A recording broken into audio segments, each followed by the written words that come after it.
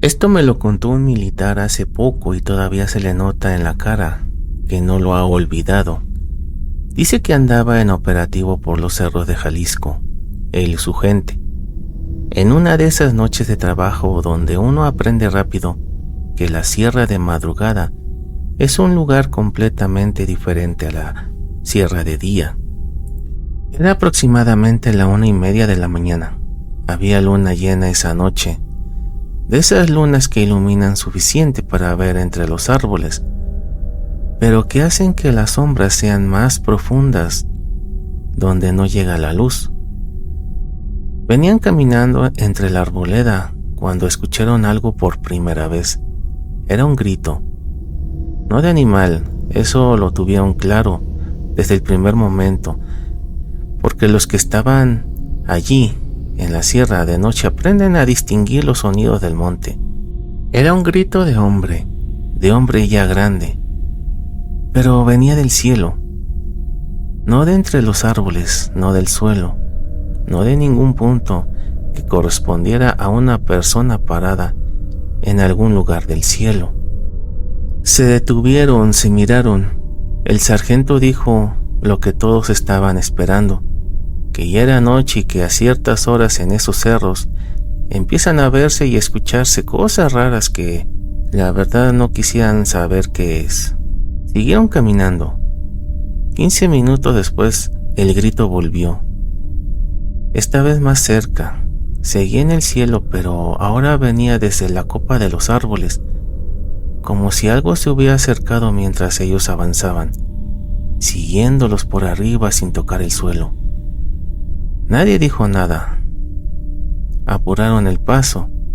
Unos 200 metros adelante, la arboleda se abrió y salieron a un parejo, un espacio abierto sin árboles. Solo arbustos pequeños hasta unos 100 metros adelante, donde el monte volvía a cerrarse. Iban cruzando ese espacio cuando el grito sonó de nuevo, pero esta vez venía de atrás. Todos voltearon al mismo tiempo y lo que vieron los dejó helados. En el aire, sobre el espacio abierto que acababan de cruzar, había algo. Era como una especie de hombre murciélago, grandísimo, de unos 5 metros con las alas completamente extendidas, aleteando en el aire con esa lentitud de algo que no tiene prisa. No volaba rápido, ni huía, ni atacaba, solo estaba ahí, en el aire, mirando hacia donde estaban ellos. El sargento habló primero, con esa voz tranquila de quien ha aprendido a no perder la cabeza en situaciones que no tienen explicación en ningún manual. Tranquilos, dijo, carguen las armas. Si se nos deja venir, accionamos. Pero había un problema serio. No podían disparar. Estaban en una zona de los cerros de Jalisco, donde había plantíos de la maña, y cerca de ahí, lo sabían por el operativo, había un laboratorio de la misma gente. En esa región de la sierra, donde hay plantíos, hay quien los cuida, y cerca de un laboratorio siempre hay gente armada y atenta a cualquier sonido fuera de lo normal. Un disparo en esa zona a la 1:30 de la mañana era una señal que nadie quería mandar. Era meterse en un problema completamente diferente al que tenían enfrente, uno con consecuencias muy concretas y muy humanas, que en ese momento eran igual o más peligrosas que la criatura en el aire. Tenían un arma de 2 filos, como dice el militar. Así que el sargento tomó la decisión. Caminamos de espaldas, dijo. Despacio, sin bajar las armas. De vuelta a los árboles, y así fue. Caminaron de espaldas, despacio en formación, apuntando hacia esa cosa en el aire, retrocediendo metro a metro hacia la arboleda de donde habían salido, sin correr, sin bajar las armas, sin dejar de mirarla. La criatura los observó durante todo ese retroceso sin moverse del punto donde estaba, con las alas extendidas, aleteando con esa calma que era más aterradora que cualquier movimiento agresivo, como algo que no necesita atacar porque sabe que puede esperar. El militar me dice que en ese momento, caminando de espaldas con el arma apuntando hacia arriba, tuvo dos pensamientos al mismo tiempo. El primero era que quería disparar, que toda su formación le decía que, ante una amenaza de ese tamaño, la respuesta era accionar y no retroceder. El segundo era que el sargento tenía razón, que un disparo en esa zona esa noche hubiera desencadenado algo peor que lo que tenían enfrente, porque lo que tenían enfrente al menos no los había atacado todavía. Siguieron retrocediendo. Cuando llegaron de vuelta a la arboleda y a los árboles, los cubrieron de nuevo. Siguieron caminando sin detenerse hasta que pusieron suficiente distancia de por medio. La criatura no lo siguió hacia los árboles.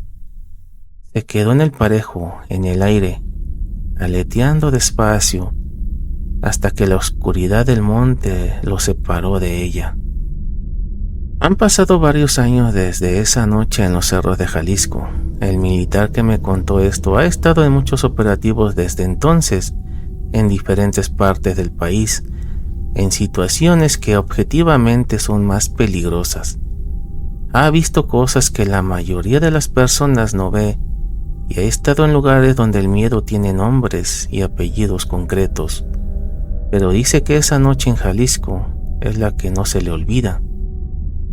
No porque haya sido la más peligrosa en términos físicos, sino porque la primera vez en su carrera que se enfrentó a algo para lo que su entrenamiento no tenía respuesta. El entrenamiento militar te prepara para muchas cosas, para el miedo, para la presión, para tomar decisiones rápidas en condiciones extremas. No te prepara para retroceder de espaldas apuntando hacia algo que no debería existir. Le pregunté qué creía que era. Me dijo que no lo sabía con certeza, que había escuchado historias de esa zona de Jalisco, de personas del lugar que hablaban de cosas que vivían en los cerros y que no eran animales ni personas, que la gente del monte en esa región sabe que hay zonas donde de noche no se entra si no es necesario, que quizás ellos esa noche entraron a una de esas zonas sin saberlo. Le pregunté si había hablado con el sargento después sobre lo que habían visto. Me dijo que una sola vez, tiempo después, que el sargento lo escuchó y le dijo algo que el militar me repitió casi palabra por palabra. Hay cosas en este país que llevan aquí mucho más tiempo que nosotros, dijo el sargento, y que van a seguir aquí cuando ya no estemos. Lo mejor que podemos hacer es respetar eso y no buscarlas. El militar me dijo que estaba de acuerdo, que si alguna vez volviera a escuchar un grito de hombre viniendo del cielo en la sierra de madrugada, haría exactamente lo mismo que hizo esa noche: cargar el arma y retroceder.